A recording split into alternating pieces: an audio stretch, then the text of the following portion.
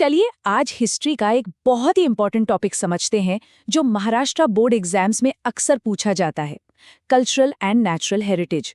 मैं आपको गारंटी देता हूं इस सेशन के एंड तक ये कॉन्सेप्ट आपको ना सिर्फ बिल्कुल क्लियर हो जाएगा बल्कि एग्जाम में इसका परफेक्ट आंसर कैसे लिखना है ये भी आप सीख जाएंगे।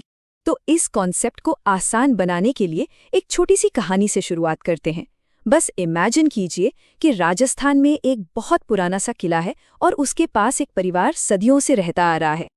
अब इस परिवार के पास अपने पूर्वजों से यानी एंसेस्टर्स से दो तरह की विरासत है। एक तो है वो किला जिसमें वो रहते हैं और दूसरी चीज़ है वो गीत, कहानियाँ और हुनर जो उनकी पीढ़ियों ने उन्हें सिखाए हैं। तो सबसे पहले उस किले पर फोकस करते हैं। ये पत्थरों से बना है। इसका मतलब क्या हुआ कि आप इसे देख सकते हैं, आप इसे छू सकते हैं। किले के अंदर कुछ पुराने बर्तन हो सकते हैं, दीवारों पर पेंटिंग्स, ये सब भौतिक चीज़ें हैं यानी फिजिकल ऑब्जेक्ट्स हैं।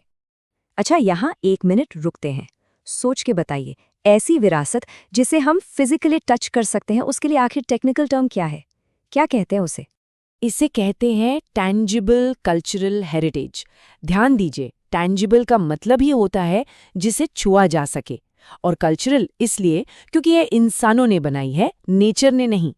तो उस परिवार के लिए वो किला, पेंटिंग्स, पुरानी किताबें, ये सब उनकी टैंजिबल कल्चरल हेरिटेज हुई। ठीक है, तो टैंजिबल वाली बात तो समझ आ गई, लेकिन कहानी अभी खत्म नहीं हुई। अब उस दूसरी विरासत को समझते हैं जो दिखाई नहीं देती।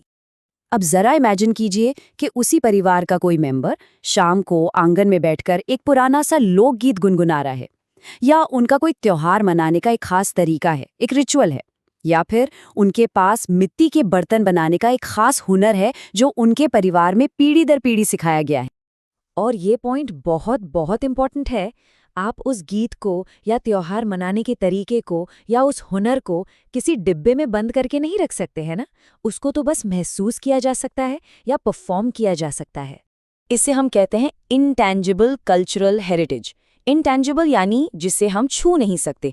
ये हमारी परंपराएं हैं, हमारा ज्ञान है, हमारे रिचुअल्स और हमारी कलाएं हैं, ये सब इसके अंदर आ जाता है। तो चलिए एकदम फटाफट रिवाइज करते हैं। जो किला है, जो दिख रहा है, वो है टैंजिबल, और उसके अंदर जो गीत और हुनर जिंदा है वो है इंटैंजिबल। सिंपल, दोनों ही इंसानों से जुड़े हैं, इसलिए दोनों कल्चरल हेरिटेज है। ओके, अब कहानी में एक और ट्विस्ट है। हमने इंसानों की बनाई हुई विरासत तो देख ली, पर एक तीसरी तरह की विरासत भी होती है जो हमें नेचर से मिलती है, यानी प्रकृति से। सोच के देखिए कि उस किले के ठीक पीछे एक बहुत बड़ा घना जंगल है। ये जंगल इंसानों ने नहीं बनाया। यहाँ कुछ अनोखे जानवर रहते हैं, कुछ ऐसे पेड़ पौधे हैं जो कहीं और नहीं मिलते, एक साफ सुथरी नदी बहती है। ये सब प्रकृति की देन है। तो जब हम इन पेड़ पौधों की बात करते हैं जिनके लिए एग्जाम में टर्म यूज करना है फ्लोरा, और जानवरों की जिनके लिए टर्म है फौना, और इस पूरे इकोसिस्टम यानी पारिस्थितिकी तंत्र की, तो इसे कहते हैं नेचुरल हेरिटेज। ये हमारी बायोडाइवर्सिटी यानी जैव विविधता का हिस्सा है जिसे प्रोटेक्ट करना बहुत जरूरी है। लेकिन अब एक प्रॉब्लम है। समय के साथ वो किला कमजोर हो रहा है, टूट रहा है। नई जनरेशन पुराने गीत भूलती जा रही है और जंगल, वहां पेड़ कट रहे हैं। अब उस परिवार को चिंता है कि उनकी आने वाली जनरेशन्स को शायद ये सब देखने को भी ना मिले। तो सवाल ये उठता है कि अगर हमारी विरासत ऐसे खतरे में है तो आने वाली पीढ़ियों के लिए इसे बचाएगा कौन? किसका काम है ये? यहीं पर रोल आता है एक बहुत बड़ी ग्लोबल ऑर्गेनाइजेशन का, यूनेस्को। यूनेस्को क्या करती है? वो दुनिया भर की ऐसी खास जगहों और परंपराओं को पहचानती है जिनकी वैल्यू पूरी इंसानियत के लिए है। फिर वो उन्हें वर्ल्ड हेरिटेज का दर्जा दे देती है। इसका मतलब अब उसकी रक्षा करना सिर्फ उस देश की नहीं, पूरी दुनिया की जिम्मेदारी बन जाती है। जरा स्क्रीन पर देखिए, इंडिया से कुछ एग्जाम्पल्स हैं, जैसे इंटैंजिबल हेरिटेज में वैदिक चैंटिंग और कालबेलिया डांस, टैंजिबल में ताजमहल और अजंता केव्स, और नेचुरल हेरिटेज में काजीरंगा नेशनल पार्क और वेस्टर्न घाट्स।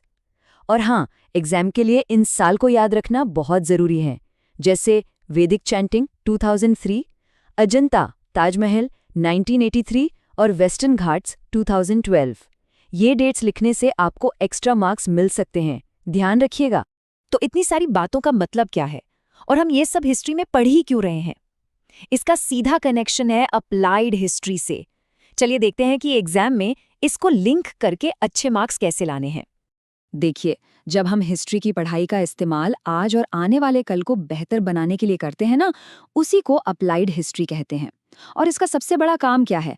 अपनी कल्चरल और नेचुरल हेरिटेज को बचाना, यानी कंजर्व एंड प्रिजर्व करना। और यही चीज़ हमारी आइडेंटिटी बनाने में भी मदद करती है। आप बिल्कुल एग्जाम पॉइंट ऑफ व्यू से कुछ कीवर्ड्स नोट कर लीजिए।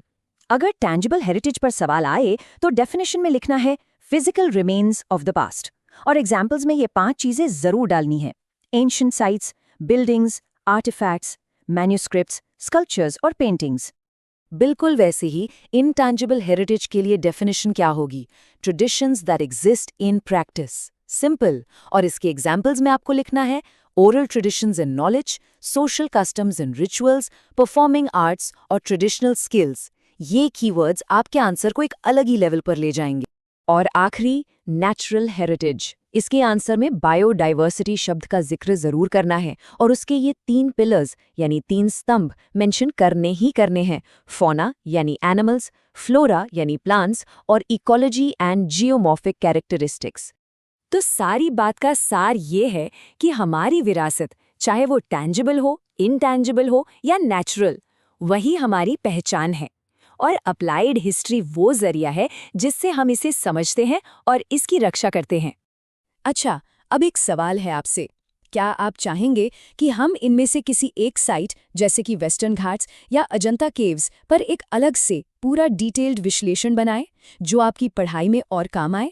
अपने जवाब कमेंट्स में ज़रूर बताइएगा। और हाँ, अगर ये सेशन आपको काम का लगा हो तो इसे लाइक ज़रूर कीजिए।